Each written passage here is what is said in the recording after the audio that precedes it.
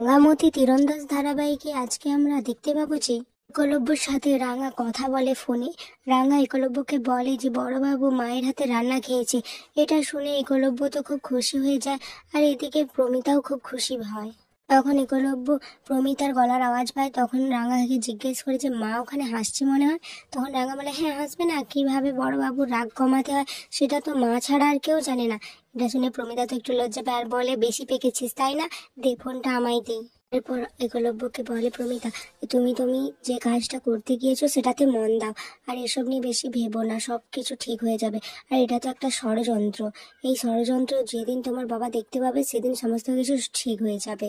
এরপর ফোন রাখার পরে একলব্য ওদিকে ভাবতে থাকে যে তোমার জীবনে আমি কেউ নই, কিন্তু এই পরিবারটাকে তুমি খুব ভালোবাসো, এই পরিবারের জন্য তুমি যা কিছু করতে পারো এটা তুমি বুঝিয়ে দিয়েছো। এরপর আহেরি একজন লয়ারকে একলব্যর কাছে এনে পরিচয় করিয়ে দেয়। তারপর বলে উনি একজন ডিভোর্স লয়ার। একলব্য তো শুনে অবাক হয়ে যায়। একলব্য তো রাঙার কথা ভাবতে থাকে। তখন আহেরি বলে তুমি চিন্তা করো না একলব্য, আমি মিস্টার রায়কে সমস্ত কিছু বলে দিয়েছি, আর উনি বলেছেন যে উনি সমস্ত কিছু করে দেবেন খুব তাড়াতাড়ি। অপরদিকে দেখা যায় ময়না বুমকে খাওয়াতে দেয়, কিন্তু এত পরিমাণে ঝাল লাগছে যে বুম তো খেতেই পাচ্ছে না। এই সমস্ত কিছু রাঙা লক্ষ্য করে। তখনই সেখানে ঝুম আসে। ঝুমকে দেখে রাঙা তার কানে কানে কিছু বলে, আর তারপর ঝুম ওখান থেকে চলে যায়। ঝুম বুমকে ডেকে নিয়ে যায়, আর রাঙা ওদের দুজনকে দুধ ভাত খাওয়াতে লাগে। এটা দেখে বুম বলে যে আমি না বাবা মার সাথে থাকবো না, আমি তোমাদের সাথে থাকবো। তখন রাঙা বুমকে বলে এরকম কথা বলতে নেই বুম সোনা, বাবা মা যেমনই হোক বাবা মার সাথেই তোমাকে থাকতে হবে। আর এই সমস্ত কিছু প্রমিতা দেখে চোখে জল ধরে রাখতে পারে না, আর মনে মনে বলতে থাকে যে তুই এই পরিবারটিকে কত ভালোবাসিস, কিন্তু তুই নিজের মনেই চাস আবার এই পরিবারটা থেকে ছেড়ে চলে যেতে। তুই যে কি চাস একমাত্র তুই জানিস। অপরদিকে দেখা যায় সন্ধেবেলা দেখে অঙ্কুর আর পাঞ্চালি খুব ডেকোরেটরের অনেক জিনিস নিয়ে আসছে। এটা দেখে রাঙা বলে এত জিনিস কি হবে রে জামাই দাদা। তখন অঙ্কুর বলে সে একটা খুব বড় অর্ডার পেয়েছে। এরপর পাঞ্চালি বলে ঠিক আছে তুমি যাও তাড়াতাড়ি বাজার করে আনো, অঙ্কুরকে বলে। এরপর অঙ্কুর বলে হ্যাঁ সবকিছুই তো নিয়ে নেবো, কিন্তু খাসির মাংসটার জন্য তো আমার কাছে এখন টাকা নেই। তখন পাঞ্চালি বলে তাহলে কেন, তুমি অ্যাডভান্স নাওনি? তখন অঙ্কুর বলে না আমি চাইতে পারিনি, কিন্তু ওরা বলেছে ক্যাশ মানে একদম পেমেন্ট করে দেবে এই অর্ডারটা দেওয়ার পরে। তারপরে তখন রাঙা বলে তোরা একটু দাঁড়া জামাই দাদা আমি একটু আসছি। এরপর রাঙা তার ভাঁড় থেকে কিছু টাকা আনে, এনে অঙ্কুরকে দেয়, বলে এটা রাখ। এটা দেখে পাঞ্চালি বলে এগুলো কিসের টাকা রাঙা? তারপর রাঙা বলে মা কিছু দিয়েছে আর আমার বাবাও কিছু দিয়েছিল, তারপর আমি এই খেলে টেলে কিছু পেয়েছি, আর তাছাড়া এখন তো আমার টাকা লাগবে না, তোরা এখন নেই, পরে ধীরে ধীরে আমাকে না হয় দিয়ে দিবি, আর তাছাড়াও আমি তো বাড়িতেই থাকি। এটা দেখে অঙ্কুর বলে না না রাঙাই হয় না। তখন রাঙা বলে কেন রে, আমি কি তোদের কেউ হয় না? অপরদিকে দেখা যায় বৃন্দা তো তালে তালে আছে।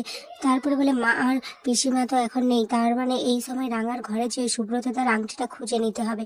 এরপর বৃন্দা রাঙার ঘরে যায়। অপরদিকে দেখা যায় যে অঙ্কুর তো কিছুতে নিতে চায় না, পাঞ্চালির দিকে তাকিয়ে থাকে। পাঞ্চালি নিতে বলে, তারপর নেয়, আর রাঙাকে পাঞ্চালি জড়িয়ে ধরে। অন্যদিকে দেখা যায় বৃন্দা তো রাঙার রুমে চলে এসছে আর খুঁজে পেয়েও যায় আংটিটা। এদিকে দেখা যায় যে রাঙা অঙ্কুরকে বলে যে জামাই দাদা এবার তুই তোর কাজে লেগে পড়, দেরি হয়ে যাচ্ছে তো। তো এরপর পাঞ্চালি রাঙাকে বলে এখন টাকাটা নিচ্ছি, কিন্তু পরে যখন তোমাকে শোধ দেবো তখন কিন্তু সবটাই নিতে হবে। রাঙা তখন বলে হ্যাঁ তখন আমি সব নিয়ে নেব। এদিকে বৃন্দা তো হাতে আংটি পেয়ে যায় আর বলে এত বড় প্রমাণ এভাবে কেউ রাখে রাঙা, এখন আর কেউ জানতে পারবে না যে এই বাড়িতে আমি অ্যাটাকটা করিয়েছিলাম। এদিকে রাঙা তো নিজের ঘরে আসতে যেয়ে বৃন্দাকে দেখে নেয়। তারপর নিজের ঘরে যখন ঢুকে দেখে যে ড্রয়ারে আংটিটা নেই, তখন হাসতে থাকে আর বলে বড় বউ দিদি তুই নিজেকে খুব চালাক ভাবিস তাই না, ভালো ভালো, আমি তো ইচ্ছে করেই ওখানে আংটিটা রেখেছিলাম যাতে তুই সহজে খুঁজে পাস।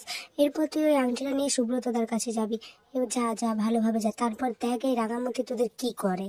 এরপর একলব্য ওখানে চলে আসে, রাঙাকে জিজ্ঞেস করে যে মা আর পিসিমণি কোথায় গিয়েছে। রাঙা বলে ওরা মন্দিরে পুজো দিতে গিয়েছে। তারপর রাঙা বলে ঠিক আছে তুই এখানে বস, আমি চা নিয়ে আসছি তোর জন্য। একলব্য তো মনে মনে আহিরি বলা কথাগুলো ভাবতে থাকে। রাঙা একলব্যকে এমন ভাবতে দেখে বলে তুই কি ভাবছিস, মা আর বাবার কথা তো, কিন্তু তুই অত ভাবিস না, তুই আমাকে একটা দিন সময় দে, আমি সমস্ত কিছু ঠিক করে দেবো। তারপর একলব্য গোমরামু করে বলে না না আমি খাবো না। তারপর রাঙার মনে হয় যে আমাকে তো বৃন্দার কাছে যেতে হবে, ওর পিছু নিতে হবে, তবেই তো আমি আসল অপরাধীদের ধরতে পারবো। এখানে আজকের পর্বটি শেষ হয়েছে।